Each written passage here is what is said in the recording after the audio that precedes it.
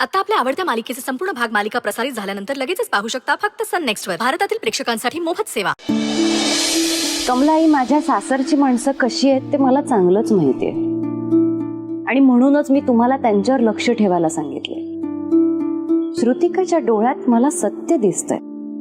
श्रुतिकाला मी इथे थांबवणं हे फक्त निमित्त मात्र आहे. माझा विश्वास नाही तर पक्की खात्री आहे की दादानेच तिला इथे थांबायला भाग पडले. हो, हे सगळं मान्य आहे, पण उद्या जर का हे सगळे तुमच्या मनाविरुद्ध वागले तर या सगळ्याचा त्रास तुम्हालाच होणार आहे. ती त्यांची नियती आणि नियतीचा हिशोब फक्त आदिशक्तीच्या कोर्टात होतो. आपण नाही विचार करायचा. आपल्याला फक्त आपली चांगली नियती ठेवून जे काही करता येईल ते करायचं. मी सुद्धा तेच करतेय. हा, शेवटी कुणाला काय द्यायचं आणि कुणाकडनं किती हिसकावून घ्यायचं याचा निर्णय आई आदिशक्ती करते. तुमचं हे असं आहे, जेव्हा कधी मी तुमच्याशी वाद घालायला येते तेव्हा तुम्ही तुमची बाजू ऐकवता. मग मलाच माझं काहीतरी चुकल्यासारखं वाटतं. अजिबात नाही. तुम्ही तुमच्या जागी बरोबर आहात कमलाई. आणि तुम्ही सुद्धा. फक्त कधी कधी काळजी वाटते. तुमच्या हे अशा चांगल्या वागण्याला कधीच कोणाची नजर न लागो.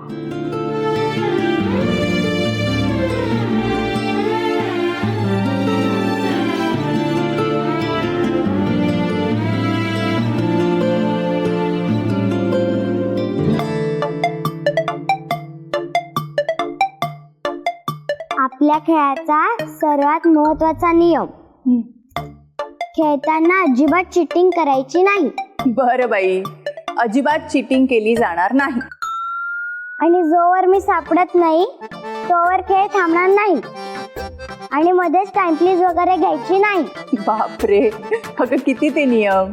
आणि महत्वाचा नियम राहिलाच आहे. अजून शिल्लक आहेच का? सांग पटकन. उगाच खेळताना मला कच्चा लिंबू समजून खोटं खोटं शोधायचं नाही, खरं खरं शोधायचं. बरं, आता खेळायला सुरुवात करायची का? हो.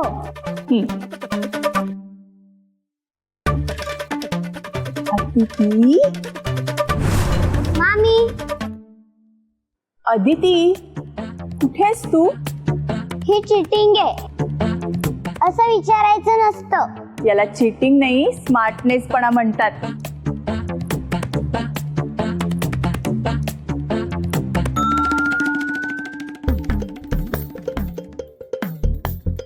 ये पकडलं. अगं इतकी मोठी कशी झाली? कारण मी मैत्री आहे. बर, तुमचा हा खेळ थांबवा, कारण मी तुझ्यासाठी छान नवीन साडी घेतली. लगेच तयार हो. कुठे जायचंय आपण? मंदिरात. पण आपण खेळत होतो ना. हो बाळ, पण आता आई सोबत मला मंदिरात जायचंय ना, त्यामुळे तयार व्हावं लागेल. आपण उद्या खेळूया. मी पण येते ना. आदिती, तू घरीच थांब ना. आम्ही दोघी पटकन जाऊन येतो मंदिरात. चल.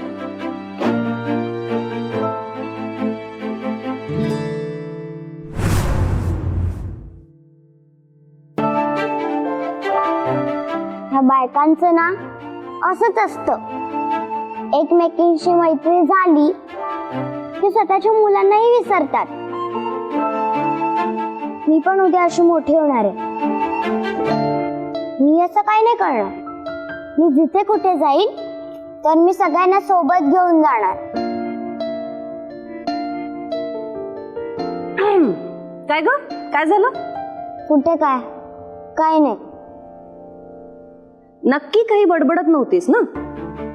ते आपलं असंच. अच्छा, बर. येतेस ना मंदिरात?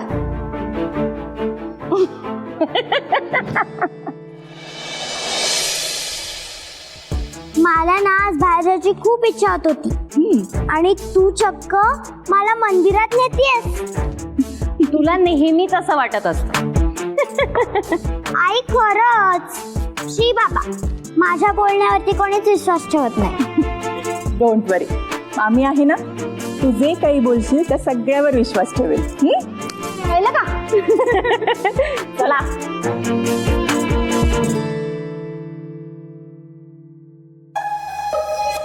एक नवरा असून त्याला सोडून राहते आणि दुसरी लग्नाआधीच विधवा झाली. असं असूनही यांचं हसणं आणि खिदळणं जरा जास्तच वाढलंय. आईशी बोलायला हवं. ही आई सुद्धा ना, जेव्हा मला काही बोलायचं असतं ना, नेमकी तेव्हाच गायब झालेली असते. आई, आई, मला ना मैत्रीबद्दल बोलायचंय.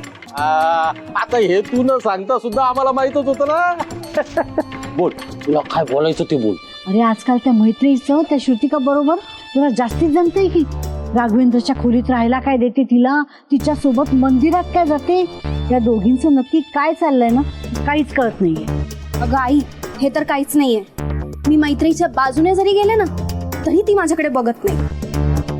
या दोघींच्या नात्याबद्दल ना आपल्याला विचार करायला हवा. तुम्ही आता विचार करायचं म्हणून राहिल्या, पण ती श्रुतिका घरी आली ना तेव्हापासूनच मी ती इथं का आली याच्याबद्दल विचार करून राहिलो ना. म्हणजे ती अशी सहज आलेली नाहीये. नक्कीच याच्या मागे तिचा काहीतरी गनिमी कावा असणार. गनिमी कावा? म्हणजे गोड बोलून शत्रूच्या गोठात शिरायचं आणि शत्रू बेस सावध असताना अचानक त्याच्यावर हल्ला करायचा आणि निघून जायचं. बापरे, असं काही असेल तर आपल्याला सतत सावध राहायला लागणार. अक्का, ती श्रुतिका इथं आहे म्हणून आपण सतत सावध राहण्यापेक्षा तिचा कायमचा निकालच लावला पाहिजे ना. म्हणजे निकाल लावायचा म्हणजे नक्की काय करायचं? मामा, तिने आधीच मैत्रीचा विश्वास जिंकलाय. मग असं समजा आपल्याला तोच विश्वास तोडायचा आहे. त्या दोघींमध्ये असं कडाक्याचं भांडण झालं पाहिजे. याच्यासाठी काय करायचं याचा विचार तुम्ही करा.